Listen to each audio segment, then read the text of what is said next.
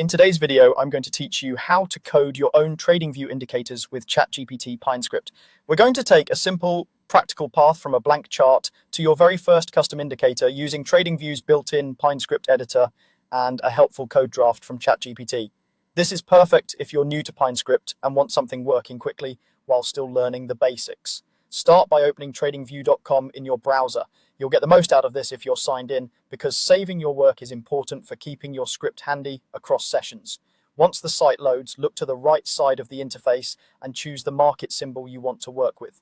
The symbol search lets you pull up indices, stocks, crypto, and more. Pick something familiar so it's easy to see how your indicator behaves. Next, click Full Chart. This opens the advanced charting view with all the tools you need. Take a moment to set your preferred time frame and chart style so you can clearly evaluate signals later. Now, open the PineScript editor by clicking Pine at the bottom right of the chart. This reveals the code panel where your indicator will live. You'll see a starter script, that's just a placeholder, and you can safely replace it in a moment. In a new browser tab, go to ChatGPT and type, "Generate a useful indicator for TradingView PineScript Editor version 6. For even better results, you can add details such as the type of indicator you want, like a moving average crossover with alerts or a volatility filter. The clearer the prompt, the more tailored the code will be. When ChatGPT returns the script, read the first few lines to confirm it specifies the correct Pine version and has an indicator or strategy declaration as expected.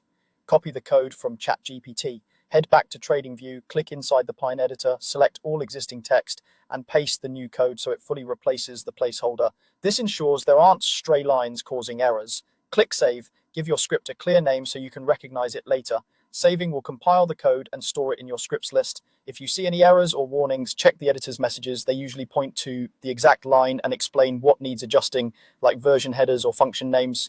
That's it. You've gone from chart to custom code with just a few clicks. Remember, this is educational and not financial advice. Always test and understand an indicator's logic before relying on it.